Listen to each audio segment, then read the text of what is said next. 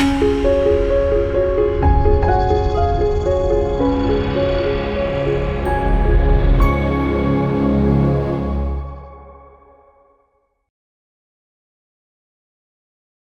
మాత్రం. నేను మీ journalist Navata. Welcome to R voice. సాధారణంగా ప్రపంచవ్యాప్తంగా ఉన్న బ్యాంకులు ప్రజల ఆర్థిక అవసరాలను తీరుస్తుంటాయి. వ్యాపారాలు విస్తరించుకోవడానికి, వ్యవసాయ అభివృద్ధి చేయడానికి, ఇల్లు లేదా వాహనాలు కొనుగోలు చేయడానికి రుణాలు ఇస్తుంటారు. కానీ అంతర్జాతీయంగా ఉగ్రవాద కర్మాగారంగా ముద్రపడిన పాకిస్తాన్లోని బ్యాంకులు మాత్రం ఇందుకు పూర్తి భిన్నంగా ఉన్నాయి. అక్కడ బ్యాంకులు సాధారణ పౌరులకే కాకుండా భారతదేశంపై దాడులు చేసే క్రూరమైన ఉగ్రవాదులకు కూడా పరోక్షంగా ప్రత్యక్షంగా ఫైనాన్సింగ్ చేస్తున్నాయనే షాకింగ్ నిజాలు అంతర్జాతీయ దర్యాప్తు సంస్థల విచారణలో వెలుగులోకి వచ్చాయి.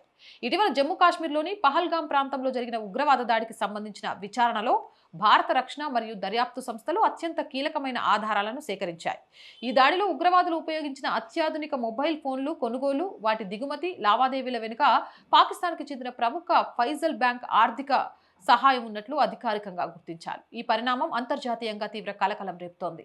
జమ్మూ కాశ్మీర్లోని పహల్గాం వద్ద భద్రతా దళాలపై ఉగ్రవాదులు మెరుపు దాడికి పాల్పడ్డారు. ఈ ఘోర కళని నిరోధించే క్రమంలో భారత సైన్యం జరిపిన ఎదురు కాల్పుల్లో ఫైసల్ జట్ అనే లష్కరే తోయిబా ఉగ్రవాది హతమయ్యారు. ఆ ఉగ్రవాది మృతదేహాన్ని పరిశీలించిన భద్రతా సిబ్బందికి అతడి వద్ద 2 అత్యాధునిక షవోమి కంపెనీకి చెందిన మొబైల్ హ్యాండ్సెట్లు లభించాయి.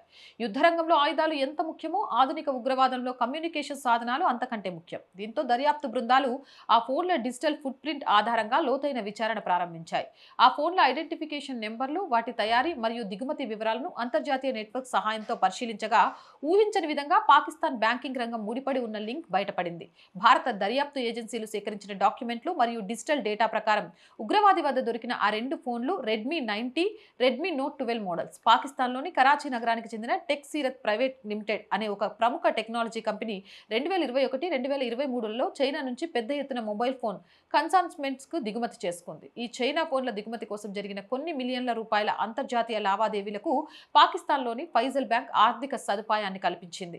అయితే దర్యాప్తు అధికారులు ఇక్కడ ఒక కీలకమైన విషయాన్ని స్పష్టం చేశారు. ఈ పహల్గాం ఉగ్రదాడిలో ఫైజల్ బ్యాంక్ నేరుగా ప్రణాళికలు రచించినట్లు, ఉగ్రవాదుల చేతికి డబ్బులు ఇచ్చినట్లు ఆధారాలు లేవు. కానీ ఉగ్రవాద సంస్థలు స్థాపించిన డమ్మీ కంపెనీలు లేదా ఉగ్రవాద సానుభూతి పరుల వ్యాపారాలకు ఈ బ్యాంక్ గుడ్డిగా ఫైనాన్స్ చేసింది. తద్వారా ఆ ఫోన్లు Pakistan army, ISIS league channels ద్వారా ఉగ్రవాదుల చేతుల్లోకి చేరాయి.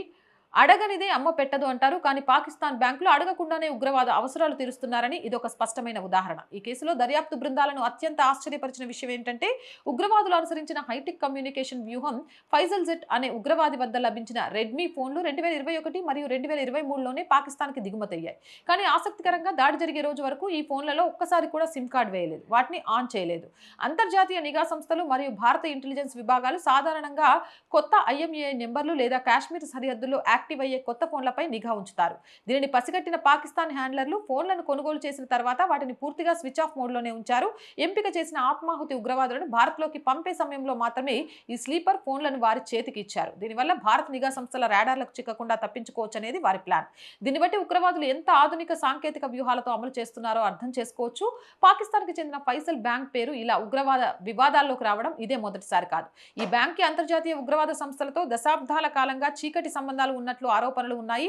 ఐక్యరాజ్య సమితి నిషేధించిన లష్కరే తైబా, జైషే మహమ్మద్, లజ్నత్ ఆల్ దావా వంటి భయంకరమైన ఉగ్రవాద సంస్థలకు ఈ బ్యాంకులో ఖాతాలు ఉన్నట్లు గతంలోనే రుజువైంది. ప్రపంచాన్ని వణికించిన ఆల్ ఖైదా ఉగ్రవాద సంస్థతో ముడిపడి ఉన్న ఒక కువైట్ దేశానికి చెందిన చారిటీ సంస్థ ఫైజల్ బ్యాంక్ ద్వారా భారీగా నిధులు లావాదేవీలు నిర్వహించినట్లు రికార్డులు ఉన్నాయి. 2007లోనే ఒక ప్రముఖ అమెరికన్ పత్రిక అమెరికా ఇంటెలిజెన్స్ వర్గాల నివేదికలను ఉటంకిస్తూ ఫైసల్ బ్యాంక్లో అంతర్జాతీయ మోస్ట్ వాంటెడ్ ఉగ్రవాదుల డిపాజిట్లు, బినామీ అకౌంట్లు ఉన్నాయని సంచలన కథనాన్ని ప్రచురించింది.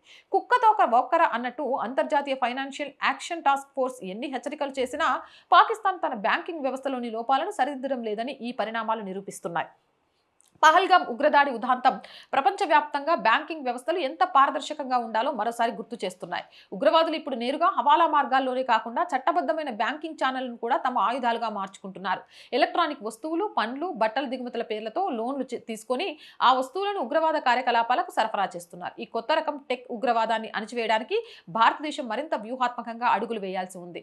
భారత ఆర్థిక నిఘా సంస్థలు పాకిస్తాన్, చైనా మరియు గల్ఫ్ దేశాల మధ్య జరిగే టెక్నాలజీ దిగుమతుల బ్యాంకింగ్ రూట్లను నిరంతరం ట్రాక్ చేయాలి. పాకిస్తాన్ గతంలో FATF గ్రే లిస్ట్లో ఉంచింది. అయితే రాజకీయ చదరంగంలో అది మళ్ళీ బయటపడింది. ఇప్పుడు ఫైజల్ బ్యాంక్ సాక్ష్యాలతో పాకిస్తాన్ని మళ్ళీ అంతర్జాతీయ వేదికలపై దోషిగా నిలబెట్టే అవకాశం భారత్కి దక్కింది. పాకిస్తాన్ శాశ్వతంగా బ్లాక్ లిస్ట్లో పెట్టేలా ప్రపంచ దేశాలపై భారత్ దౌత్యపరమైన ఒత్తిడి తేవాలి. సరిహద్దుల్లోకి ప్రవేశించి ప్రతి ఎలక్ట్రానిక్ పరికరాన్ని స్కాన్ చేసే అత్యాధునిక ల్యాబ్లను కాశ్మీర్ సరిహద్దుల్లో ఏర్పాటు చేయాలి. పాకిస్తాన్లోని బ్యాంకింగ్ వ్యవస్థ ఉగ్రవాదానికి ఊపిరి పోస్తుందనడానికి ఫైజల్ బ్యాంక్ ఉదాంతం ఒక సాక్ష్యం. సాంకేతికతను ఎంత రక్షణ కోసం వాడుతున్నామో శత్రువు అంతకంటే ఎక్కువ వేగంగా దాన్ని విధ్వంసానికి వాడుతున్నాడు.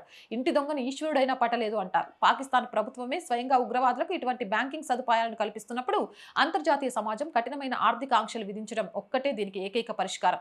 భారతదేశం తన అంతర్గత భద్రతను కాపాడుకోవడానికి సాంకేతికత మరియు అత్యాధునిక శక్తులను సమకూర్చుకుంటూనే పాకిస్తాన్ ఆర్థిక మూలాలను దెబ్బతీసేలా అంతర్జాతీయ వేదికలపై పోరాడాలి. అవునంటారా కాదంటారా? మీ అభిప్రాయం ఏంటి? కామెంట్ చేయండి. జై హింద్, జై భారత్. అండ్ మోర్ వీడియోస్ కోసం R group of channels, R voice, R political, R Sanskriti channels ని వెంటనే సబ్స్క్రైబ్ చేయండి. అలాగే కంటెంట్ బాగుంది అనిపిస్తే లైక్ చేయండి, షేర్ చేయండి, మీ అభిప్రాయాన్ని కామెంట్ చేయండి.